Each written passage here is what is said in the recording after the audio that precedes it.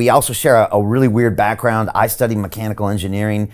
I actually worked at the Aerospace Corporation for 2 summers in Los Angeles. Before I actually took a bunch of finance classes at the Sloan School of Management. For people that don't know, Tyler was also mechanical engineer to aerospace, and you also, I think, spent 2 years at the Sloan School of Management as well. You know, when you look back on those engineering days, what do you remember? Do you miss anything about it? You know, I know you were working for NASA and all that stuff. What do you remember? Wow. So that question can get at the heartstrings. So the short answer is I miss it deeply, but I have managed to cope. So I guess I'm just an engineer, completely an engineer by trade. So it's much more in hardware, aerospace, mechanical, as you mentioned. And so I think working at NASA and being able to, put vehicles up into space and meet all of the astronauts and feel this like intense pride with your work is something you really just can't accomplish anywhere else. So I passionately miss that. Absolutely love it. But I don't have any regrets. And the main issue is that when you're working on these large scale projects, I worked on, the Mars crew module, which might go land on Mars and take people to Mars in a few more years, maybe. And that was actually in 2007, 2008, I was working on that. So the time scales are just so much longer. And then when you start getting into software, and now even in a completely exponential world of crypto, you can make changes, life-altering changes in a matter of minutes, days, weeks. And so that's really what kind of drove me more into software. But as like kind of a deeper engineer, I do miss some of that analysis and working through that for sure. But it's definitely evolved into something that I'm really equally as proud of, and also just kind of solving some really large scale problems, which is exciting.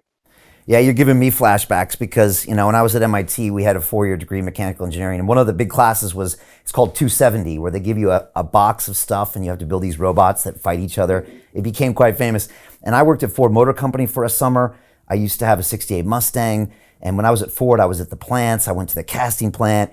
I was working on like an emissions device for a Crown Vic that was going to be made 6 years from now. And when I was at Aerospace Corp, we were working on the Galileo space probe. I think the high gain antenna wasn't working and it was out in space and we were trying to figure out how to get it working. And like you said, it's cool doing real tangible things, but the time scale is so extended compared to software, let alone crypto, blockchain, where things can happen at a hyper accelerated rate. So it is different worlds, right? Mm-hmm.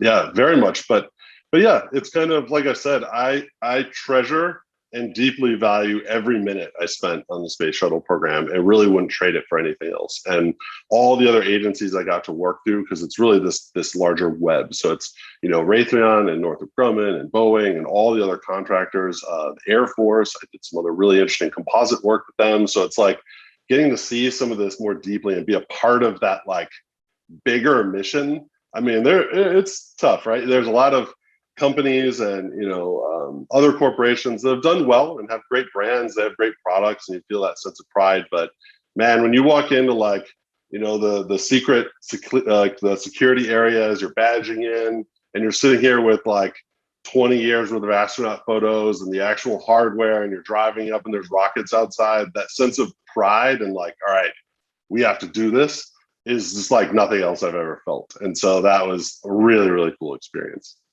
Yeah, it's almost epic, the kind of things you're doing. I mean, it's, what's the biggest thing that humanity has ever done? Put a man on the moon, right? That's, most people would have to agree. Oh, and we only have an hour or so here, but if we had about a day or so, I strongly agree with that statement to such an intensity.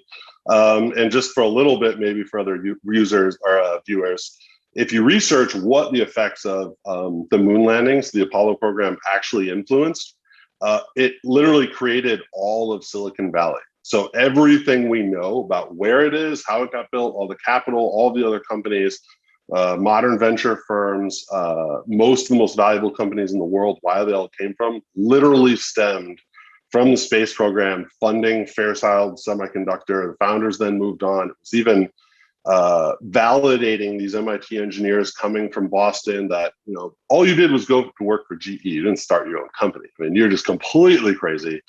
they went out and did that. No one else could buy their product because it was the new transistor, and no one had enough money and no one had the use. But the space program had lots of money to fund the exact thing that they needed in order to make it a success. And so it's a long, long rabbit hole, very deep.